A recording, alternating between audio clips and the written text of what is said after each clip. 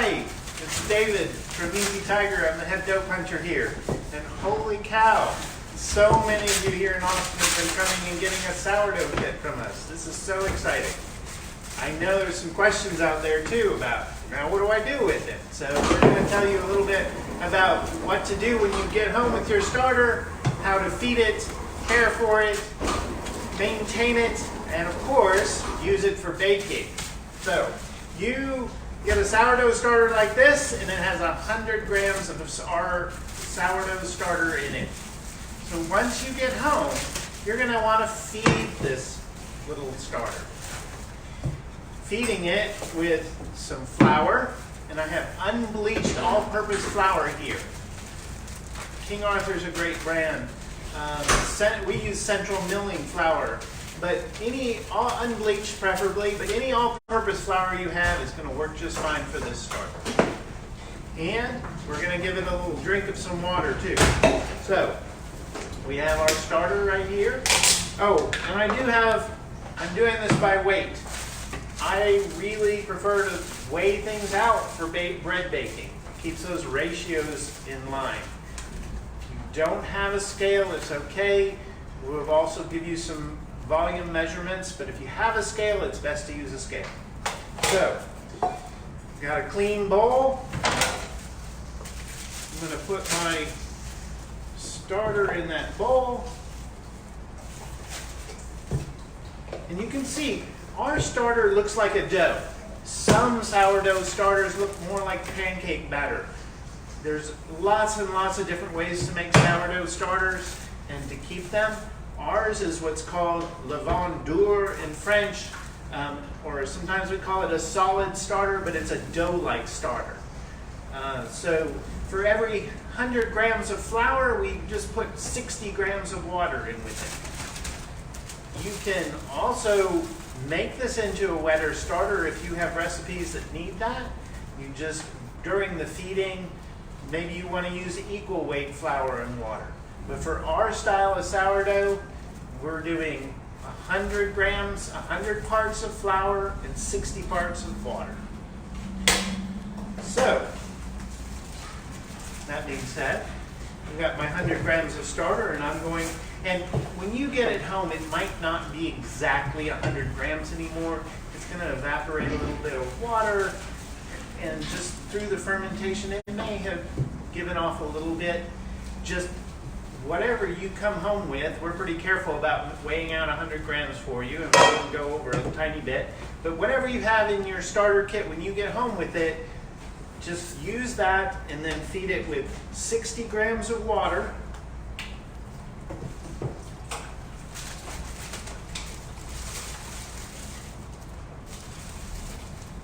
There we go. And now I can use that. It's a little sticky, so I'm going to use that nice water to break it up just a tiny bit. And of course, I've washed my hands about 100 times today already. But I'll keep washing them. All right, and now I'm going to add 100 grams of my unbleached flour. And again, it's all-purpose flour. It doesn't need to be bread flour. For our kinds of sourdough breads, we actually don't want a flour that's too strong, that has too much protein. So a good all-purpose flour actually works better for our kinds of bread. So 100 grams of flour, 100 grams of our starter, and 60 grams of water, all in a bowl like that. Now I'm just going to take my fingers, mix it up.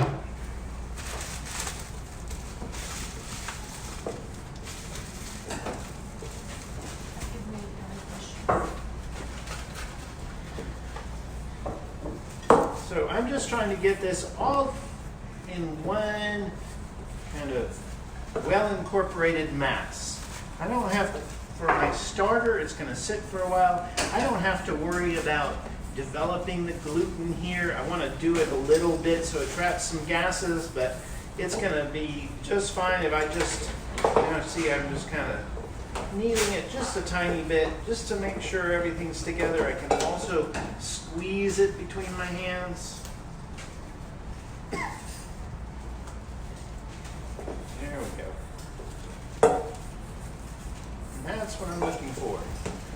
Just to get it together like that, and then just kind of ball it up just like that, and put it in my bowl. And then at this stage, this is where it depends on what you're going to do. Do you want to make bread today with this? If so, then we're going to cover it up and let it sit out for at least 3 hours. It can go up to 8 to 12 hours. And then it's ready to use for your recipe for baking. We've done a feed and we've gotten it ready. My style of French sourdough, I usually make my dough after about 2 to 3 hours. 3 hours is great of fermentation at this stage. But if you want a bread that's a little sharper in its sourness, you can go out 8, 10, 12 hours before you make your dough. Or at this time, I mean, it's already the afternoon. These days are flying by these days. You could leave this overnight and bake with it in the morning. So, but when you do bake, don't forget to save something. So you could take off, I like to let it sit out at least for an hour before I put it back in the fridge. But you could take off your 100 grams right now and set it aside if you wanted to, just so you don't forget and use all of it in your bread dough. Because that's what you want to do, is you want to keep this going. So, if you're not ready to bake today, if you want to bake tomorrow, of course you can feed it up like this. If you don't want to bake for a few days, or say after you've baked, then you want to feed it like this. But probably just start with 50 grams.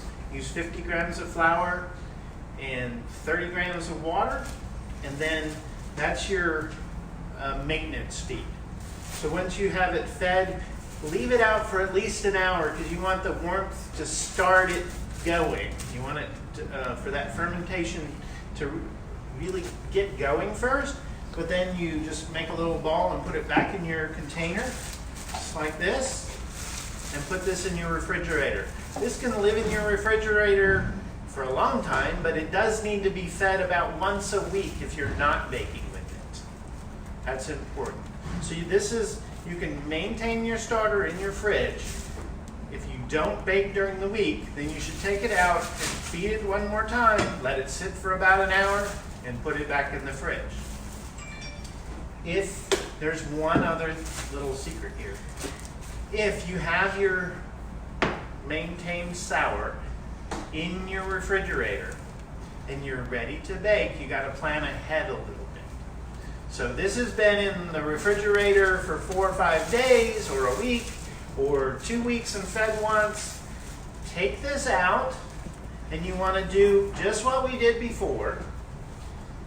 100 grams of starter, 100 grams of flour, and 60 grams of water as a wake-up feed. About 12 hours before you want feed for your final dough. So you're going to feed it actually twice before you make your dough if it's from your refrigerator after a week or so. Hope that makes sense. So you have a little wake-up feed and then a second feed about 3 hours before you want to make your dough. So you got to plan at least 15 hours before you're ready to bake with your sourdough when you have it sitting, happily resting in your refrigerator. Okay? We have some questions from the audience. Awesome. Hey David, I literally have the starter sitting on my counter at home. What's the very first thing I should do? You should give it that little feed that we just did. So the 100 grams of, you take your starter and you add 60 grams of water first, and then 100 grams of all-purpose unbleached flour to it. And do this feed and let it sit. If you want to bake today, let it sit for at least 3 hours. Or if you want to save it for longer than tomorrow, then you need to feed it like that and then put it back in your container and in your refrigerator. All right, I have another question. Is it okay to modify the starter and flour ratio the Easy Tiger instructions recommended? A lot of recipes I've seen have something like 30 grams of starter, 100 grams of flour, 100 grams water ratio for feedings. Yes. So there are so many different variations on sourdough. You can change the water ratio with using our starter. And that's exactly how you do it. You would start with the 30 grams of our starter, but feed it with 100 grams of flour and 100 grams of water. Then you have a more batter-like, liquid-like starter. I would do that, again, probably a couple of times before I baked with it to get it reaccustomed to that new water ratio. But yes, we call it a liquid starter as opposed to a solid starter. It's just a different style of sourdough baking. Especially if you have recipes for pancakes or sourdough biscuits, they probably are using that liquid starter. And a lot of breads too as well. All right, Susan Kurtz asks, hi and thank you. Do you throw away the remainder after your feed? Yes, you can. Or you can use it throw it into a biscuit recipe or share with a friend. Or share it with a friend, of course. Yeah, you can do that. But yes, so when you're doing your maintaining your maintenance feeds, unless you're building it up to get it ready for enough for your recipe, and always have some left, if you have that extra, it's not that very much, I usually just discard it. All right, we have a few questions about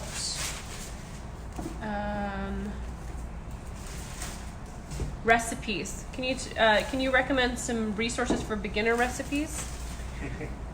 Well, the first recommendation would be Bread on the Table, the book that I just had come out in October from 10 Speed Press. There's a lot of great recipes in there, including several sourdough recipes and other bread recipes.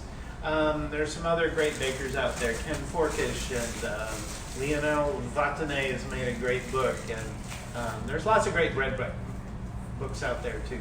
Matt Bennett asks, hi David, I have your book on the way, but is there an easy boule recipe for a beginner to start with?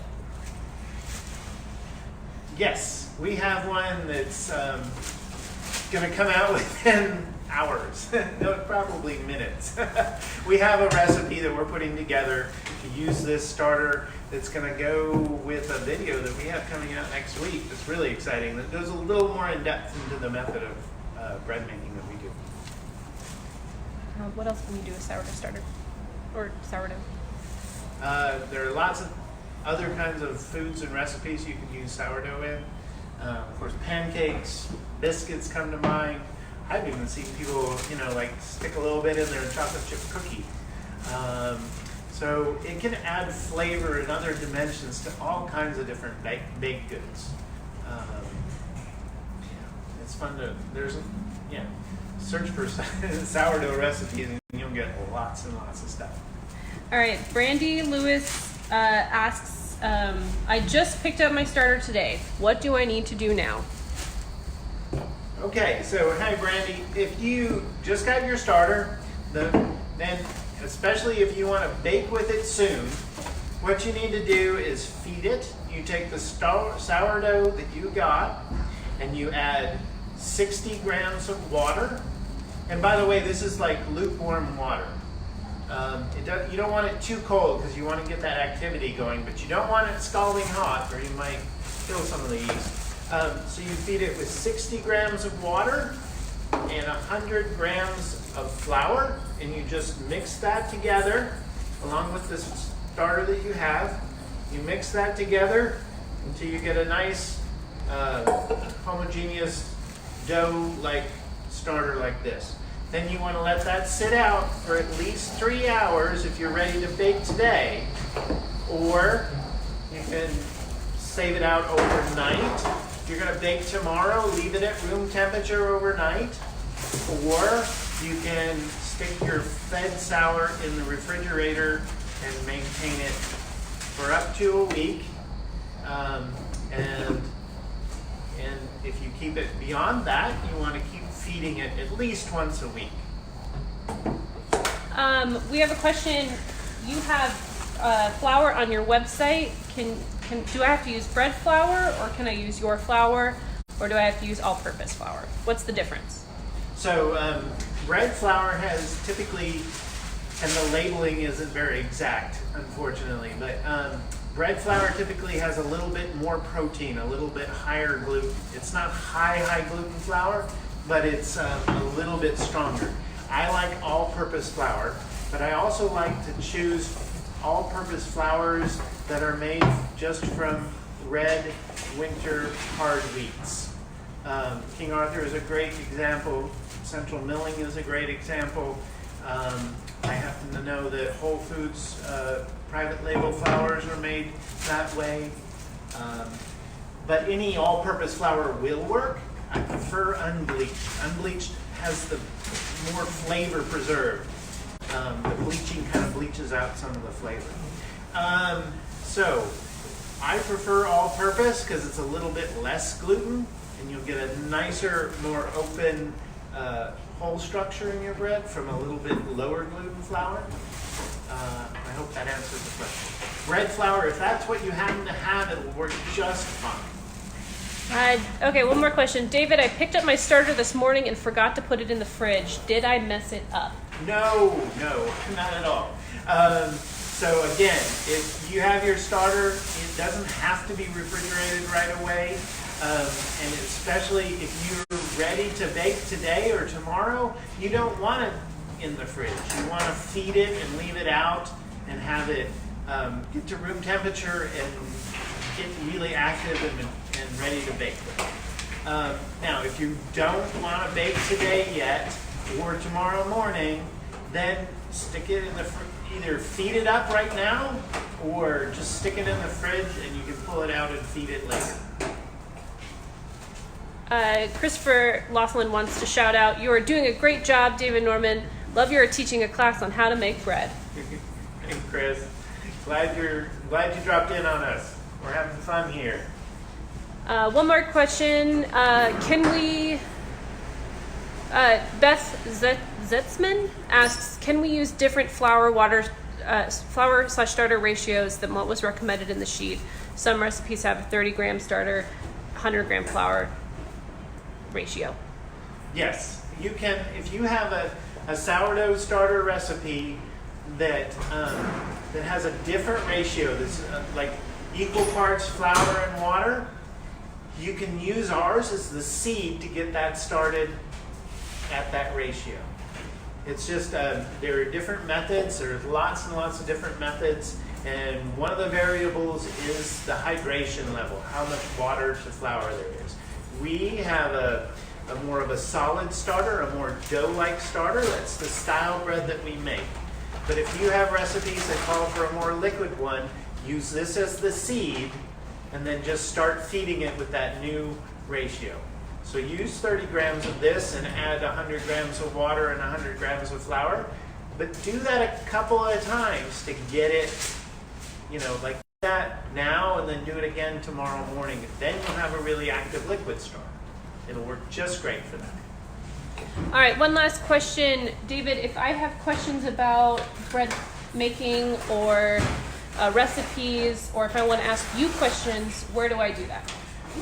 This Facebook group is what we just started is a great source. I'll be checking it all the time and getting back to people with answers to your questions. We're also going to have a couple of recipes available really soon, and we have a little bit longer bread making video that's coming out next week, and I'm excited about that. That goes into a little more detail on the bread making part.